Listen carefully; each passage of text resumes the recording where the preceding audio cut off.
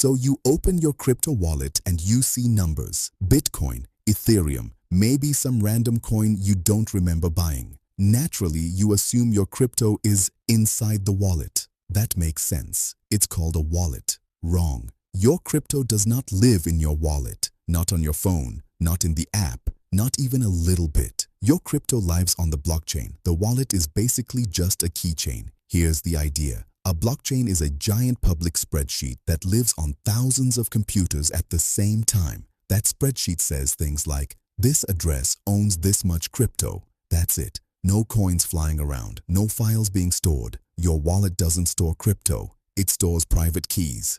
A private key is just a secret number that proves you're allowed to move crypto from a specific address. If you have the key, the blockchain listens to you. If you don't, it doesn't care who you are. That's why you can delete your wallet app, reinstall it, enter your seed phrase, and magically everything comes back because nothing was ever in the app to begin with. And this is also why losing your seed phrase is game over. No password reset, no customer support, no forgot my crypto button. The blockchain doesn't know you. It only knows math. Your wallet is just the remote control. The blockchain is the TV. Lose the remote and the TV still works. You just can't touch it anymore.